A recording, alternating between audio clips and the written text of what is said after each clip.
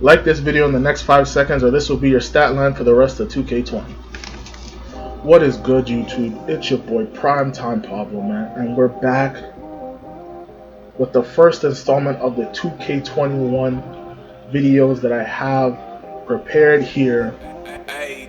I've been able and taken the time for the last couple days and gathered ideas not only from myself, from my own brain, but from people around the community who want to see certain things come into 2K21 that they haven't really put into the game or haven't maybe thought about, and chances are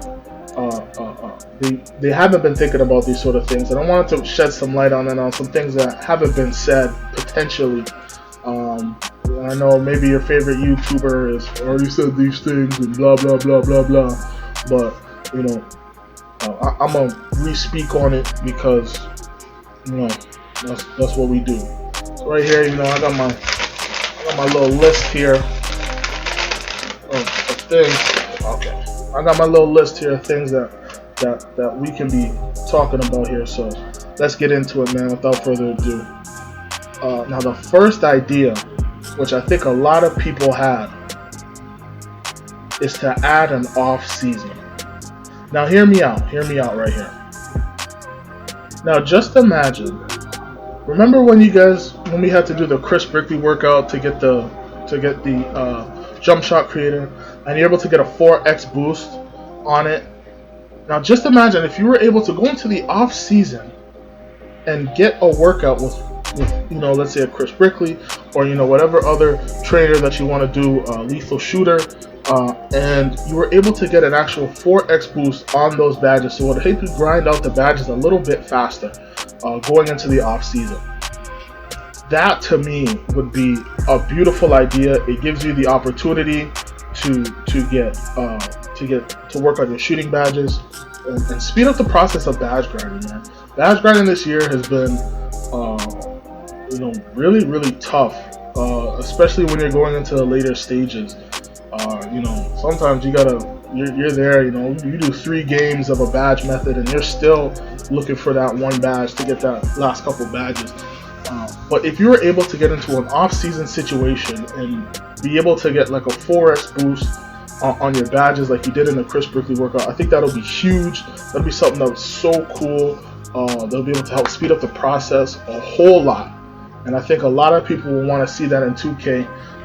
Now I know that 2K's argument for it is going to be, oh well, people are just going to sim the season, but people do that anyways. People do that anyways to get the gym rat badge. So might as well just make it an opportunity for them to help grind it better. Because the one thing that people that are killing people in 2K, and a lot of my friends don't want to join and start on my career, is because of the badge grinding. They know that badges are the way of the game. Like, there's a video, I'll see if I can find it, but there's a video of a 60 overall guy, 65 overall, excuse me, and he took his 65 overall guy, full out badges, went up against a 95 with no badges, and he was cooking, dude. He was straight cooking in the park. Like, he took dude in the park and he was cooking a guy, and just to prove a point that badges are OP in this game, which I guess is fair. It shies away from pay to win, but you want to have to get the badges because you want people to play in the park. You want people to have fun in the park. You want this game to be fun. I think a lot of this game, they're trying to make it too realistic in aspects that don't matter, like non-gameplay related stuff. Like, you don't want them playing my career. My career is by themselves. You want them to be with their friends, playing in the park, playing in the rec, 5v5 pro-am cages, all that stuff like that. So the longer it takes them to grind badges, the less time they're going to want to play in the park. And I understand you need a little grind just so you reward the players who are online and people who are working, but don't make it too much of a grind to where people don't want to play it anymore. So that was number 1. Number 2 on the list, we have fixed shooting, finishing, and dribbling. And you guys know exactly what I'm talking about, but I'm still dive deep into it. Now there's this YouTuber. He goes by the name, I believe, Brother Jones. And this guy By the way, he has great content. Make sure you go check out his page, Brother Jones. This guy has shown time and time again that you do not need a high 3-point rating to consistently green shots. This guy went into the park with a 43 overall and was greening from the corner, left, right, and center.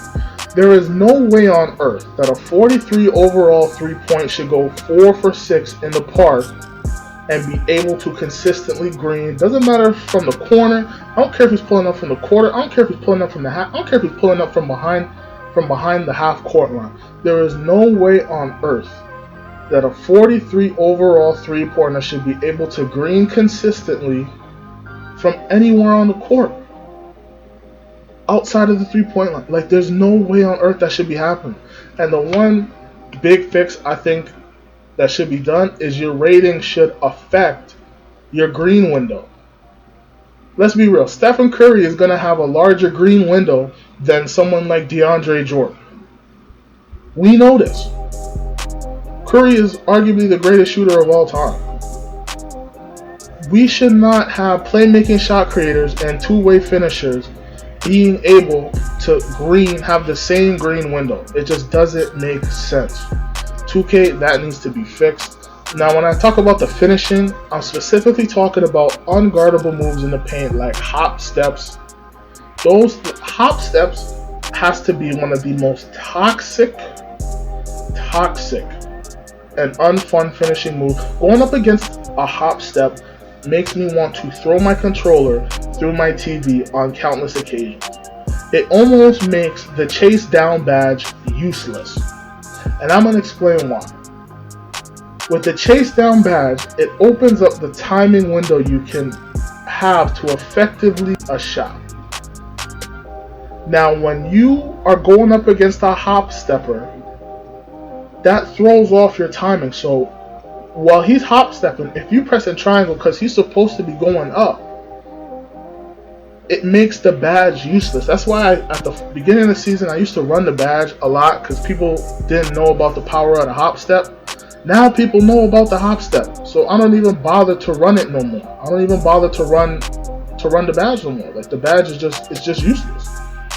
Like, there's no point in me running that badge no more. So I just took it all through on one protector and hope for the best. That has to be fixed. Maybe, I don't know, slowing down the hop step. I don't know what it is, what you got to do. Give us time to react, but sometimes it's like you running down, he's dribbling down on the left side, and you trying to chase down, and before you know it, he teleports from the left to the right side, and no one knows where dude's at. Like, man just pulled a Houdini on him out of nowhere. Like, man, this is crazy. And also the dribbling. We cannot have unguardable moves in 2K. The behind the back cheese is becoming too much. I think it's the Pro 3 dribble, the Pro 3 crossover, where people just Pro 3 down the court, and because you can't pickpocket it. You can't. Figure this stuff out, 2K. There always has to be a counter for everything in the game, and there's certain stuff that you just can't counter in the game. Like, this is that's a problem, 2K. And it takes away, and honestly, dudes do it in the park. Like, I can understand, okay, maybe ante up. Guys are doing it in ante up because money's on the line. When you're Pro 3 and up, dudes are doing it in the park. In the park. Why? Why? Why are you Pro 3 down the court in the park? It's never been that serious, bro. It's never been that serious. And you're going to tell me that isn't toxic. Dudes are Pro 3 and down the court. It's just stupid, man. So those are the two things so far that need to be fixed. And the thing that I would like to see added to the game, and number 3, is situational takeovers. Now, if I'm not mistaken, on the PS4, I don't think the L3 is really used for anything. So this could actually make it work. I was thinking of, being a two-way slashing playmaker. There are times when you want to have a slashing takeover because, there's not a big or there's not a real big presence, and you'll be able to score at the rim very easily. But being a two-way, you should be able to have a takeover choice, where you can clamp down on defense. Because sometimes, I'm in the rec and I get a takeover, and sometimes I want to have a lockdown. Sometimes I want to be in a situation where my guy's able to lock someone down because the guy is scoring on me. Well, I mean, people don't really score on me. You know me, prime time. But people are scoring on people on me, and he might get these buckets here and there. But if I'm a lockdown, he ain't getting that. So sometimes as a two-way, I'd want to be a slasher, and other times I'd want to be a lock, right? And I think that giving you that option. But here's a caveat though: it's only when you get takeovers. So team take, it just gives you whichever one, right? Whichever your primary R3 choice is.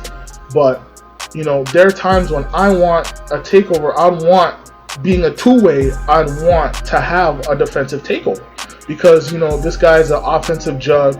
Maybe it's a BP offensive threat that I'm going up against, and I really want to have a defensive take to help neutralize him on offense, right? So I think having a situational takeover is something that could be so huge in the game and so game changing that it's crazy. Because there are times when players take over the game, but they'll take over the game in different facets. Like a perfect example I got is like a Kawhi, right? A Kawhi's takeover could be defense, or it could be just flat out scoring, shooting off the dribble. You know what I mean? In the mid range game, shot creator. Kawhi has possibilities to take over the game in more than one way, just like a LeBron, just like a Paul George, just like numerous amounts of players, right? So just to have one take and to stick with them for one take is kind of BS.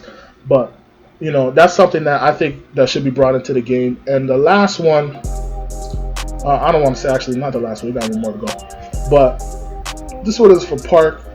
And this one is one that really hurts. Sometimes, now, let me paint the picture. You're on the court with your homeboys, and mans are in the game chat, and they talking a whole bunch of hot stuff. They talking like they hot garbaggio, but they still talking. And the 2K cheese. Sometimes shit happens where you lose the game or whatever.